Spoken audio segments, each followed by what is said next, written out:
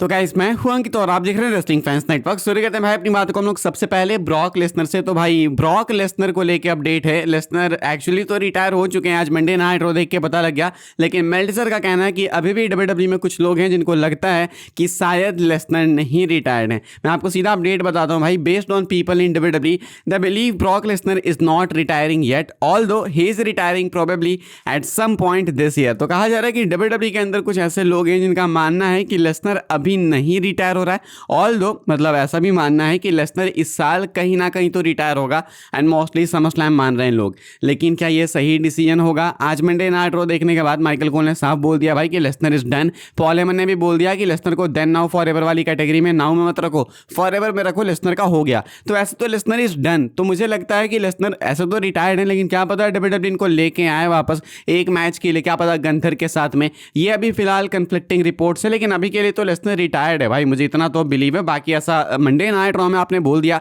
तो उस पर ज़्यादा ध्यान देंगे हम लोग, रिपोर्ट्स पे ज़्यादा ध्यान नहीं देंगे। लेकिन द रियल क्वेश्चन इज कि क्या लेसनर को आना चाहिए। देखो मुझे नहीं पता कि आप में से कितने लोगों को पता है कितना नहीं, आज के रेट में मेरा कोई फेवरेट सुपरस्टार है नहीं, लेकिन 2015 से लेके if I am not wrong कुछ 2021-22 तक ब्रॉक लेसनर ही मेरे फेवरेट थे। उसके बाद कोई फेवरेट रहा ही नहीं, लाइक उसके बाद मैंने किसी को फेवरेट बनाया नहीं। हाँ ये है कि मुझे रोमन रेंस ज़्यादा पसंद आते कैरेक्टर वाइज, या फिर ये हो गए रैंडी ऑर्टन हो गए, लेकिन फेवरेट कोई एक मेरा सुपरस्टार रहा भाई हमेशा से तो लेसनर ही रहा। तो लेसनर का जो रिटायरमेंट है भाई मेरे लिए भी काफ़ी इंपॉर्टेंट है, आप लोग लेसनर फैंस की तरह। मुझे ऐसा लगता है कि लेसनर को नहीं आना चाहिए, इसके पीछे बहुत सारे पॉइंट्स है। पहला कि लेसनर खुद चाहते हैं यहाँ पे रिटायर होना, किसी को नहीं पता था भाई कि लेसनर रेसलमेनिया में रिटायर हो जाएगा, ऐसे गुड बाय बोल के चला जाएगा। लेसनर ने खुद ही ओबा फेमी को पिक किया एंड उसके बाद वो खुद ही गए हैं मेनिया में रिटायर होके। तो एज लेसनर फैंस हमें उनके डिसीजन की रिस्पेक्ट करनी चाहिए भाई कि हाँ ठीक है, लेसनर का मन था भाई, जहाँ रिटायर होना था वो खुद डिसाइड करेगा, अपोनेंट भी खुद डिसाइड करेगा।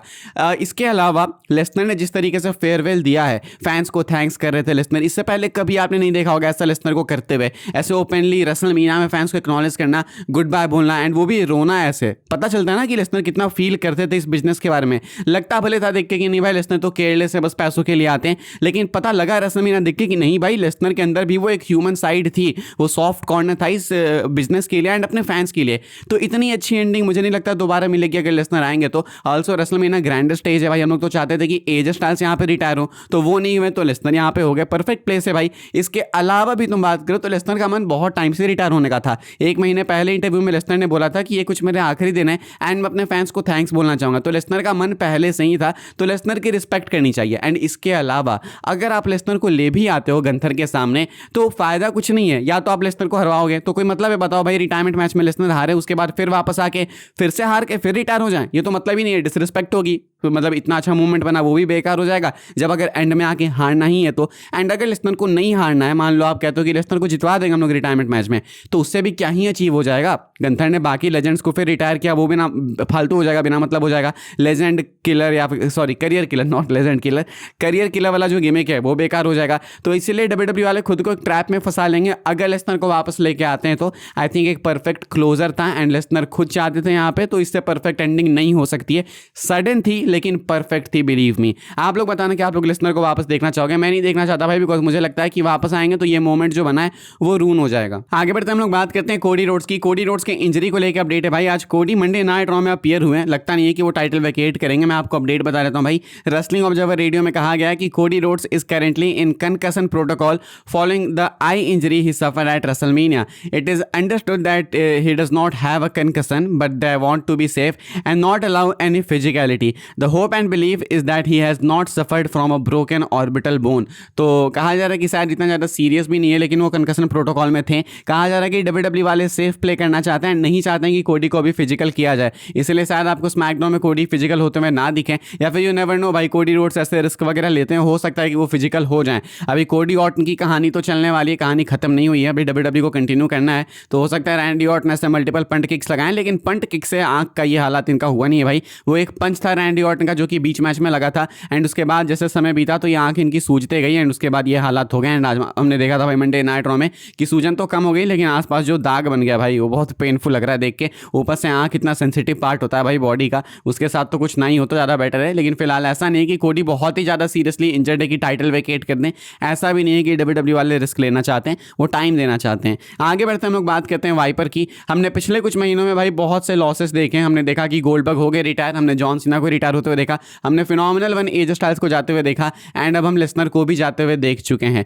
लेकिन अभी भी कुछ सुपरस्टार्स हैं, कुछ लेजेंड्स हैं जो कि हाथ में हमारे बचे हुए हैं भाई, and we are lucky to have them. जैसे रे मिस्टीरियो हो गए, रैंडी ऑर्टन हो गए। रैंडी ऑर्टन अपने पोटेंशियल रिटायरमेंट के ऊपर बात करते हुए एक रिसेंट इंटरव्यू में, एंड ऑर्टन कहते हैं कि अभी इनकी एज फिलहाल 46 की है एंड 4 साल इनके कॉन्ट्रैक्ट में बच रहे हैं। तो कहते हैं कि 4 साल तो ये फुल एक्टिव रहेंगे, इसके बाद ये अंडरटेकर टाइप के शेड्यूल में चले जाएंगे, यानी कि जैसे अंडरटेकर सिर्फ मेनिया टू मेनिया कंपीट करते थे, ऑर्टन फिर वो करेंगे कुछ टाइम तक, एंड उसके बाद जब इनको रियलाइज हो जाएगा कि भाई अब समय आ चुका है तो ये रिटायर हो जाएंगे। यानी कि ओरिजिनल प्लान्स भाई ऑर्टन किए हैं कि कम से कम यहाँ से अगले 4 साल तो ये देखो फुल एक्टिव रहने वाले हैं, यानी अभी जो इनका कॉन्ट्रैक्ट है वो 4 साल का है, फुल एक्टिव रहेंगे। उसके बाद रैंडी ऑर्टन अंडरटेकर जैसे पार्ट टाइम शेड्यूल पे आ जाएंगे, सिर्फ मेनिया टू मेनिया, यानी कि कम से कम 2-3 तो वो होगा, एंड उसके बाद ऑर्टन जाएंगे। यानी कि रैंडी ऑर्टन खुद को ऐसा देखते हैं कि 53-54 की एज तक तो वो कम से कम कंपीट करेंगे, भले पार्ट टाइम शेड्यूल पे करें। तो ये ऑर्टन का कुछ कहना है। हमारे पास टाइम है भाई लकीली, लेकिन यू नेवर नो रेसलिंग में भाई कब कुछ अनफॉर्चुनेट इंजरी आ जाए, कब क्या हो जाए, कुछ भी हो सकता है। बट द थिंग इज कि रैंडी ऑर्टन के फिलहाल प्लान्स नहीं है रिटायर होने के, एंड एक बहुत अच्छी बात है। हम लोग आगे बढ़ते हैं भाई, लोग बात करते हैं टीकेओ की। टीकेओ वाले भाई डब्ल्यूडब्ल्यूई को कंप्लीटली कंट्रोल कर रहे हैं। शायद अब ट्रिपल एच को ब्लेम करना हमें थोड़ा सा कम करना चाहिए।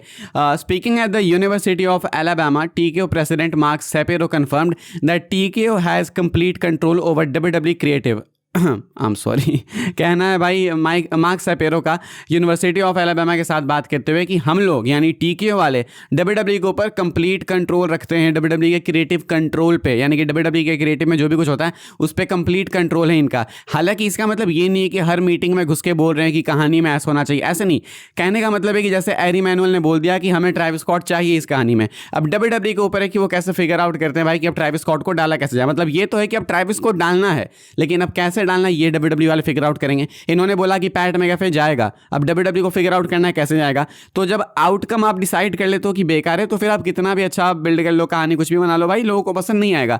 तो ये जो आउटकम है टीकेओ वाले पहले दे देते हैं कि ये होगा, एंड बाकी डब्ल्यूडब्ल्यूई वाले फिर उसके अराउंड भाई कुछ लूप होल ढूंढने की कोशिश करते हैं। इसीलिए भाई आजकल फिलहाल जो प्रोडक्ट है वो अजीब सा ही हो गया भाई। कॉन्फ्लिक्ट्स दिखते हैं कि कभी कुछ एंड डब्ल्यूडब्ल्यूई वाले कुछ नहीं कर सकते हैं। बेसिकली ट्रिपल एच फिलहाल कठपुतली की तरह काम करें। हालांकि इसका मतलब मैं ये नहीं बोलूंगा कि ट्रिपल एच की कोई गलती ही नहीं है, ऐसा भी नहीं है। टीकेओ अभी बहुत ज़्यादा कंट्रोल में आई। स्टार्टिंग डेज में जो है भाई ट्रिपल एच ने कुछ मिस्टेक्स उस टाइम भी करे थे, ट्रिपल एच की भी कहीं ना कहीं गलती है, लेकिन टीकेओ वाले भाई मेनली इस चीज़ के लिए ब्लेम करने चाहिए। आगे बढ़ते हैं भाई, हम लोग बात करते हैं अगली अपडेट के बारे में, जो कि अपनी आखिरी अपडेट है। Roman Reigns blood line drama वापस 2021-20-22 की तरह चालू हो चुका है, एंड जेका फाटू बिल्कुल जे उसो की तरह सामने आ चुके हैं रोमन के। अब अगले हफ्ते क्या होगा कि जेका फाटू आएंगे रोमन के सामने एंड अपना आंसर देंगे कि क्या वो स्टिल बैकलैश में रोमन को चैलेंज करना चाहेंगे या फिर नहीं। लेकिन उससे पहले आप लोग देखोगे मल्टीपल बैकस्टेज सेगमेंट्स जहाँ पे जिमी उसो, जे उसो जेकब के पास जाएंगे, उनको समझाने की कोशिश करेंगे कि ये सही नहीं है, फैमिली में आपस में कॉन्फ्लिक्ट करके कोई फायदा है नहीं। बेसिकली वही 2021-20 वाला एंगल। एंड फिलहाल एक्सपेक्टेड है कि जिला फाटू को डब्ल्यूडब्ल्यूई वाले बहुत जल्दी साइन करने वाले हैं। इनफैक्ट अभी रेसलमेनिया वीक में जिला फाटू लास वेगास में भी थे, उस टाइम भी वो अपना इंटरेस्ट दिखा रहे थे कि वो रोमन को हेल्प करने आ सकते हैं, पंक को मारने वगैरह के लिए। तो जिला फाटू अभी आसपास में है डब्ल्यूडब्ल्यूई का, एंड बुकर टी चाहते हैं कि डब्ल्यूडब्ल्यूई वाले जल्दी से जिला फाटू को साइन करें।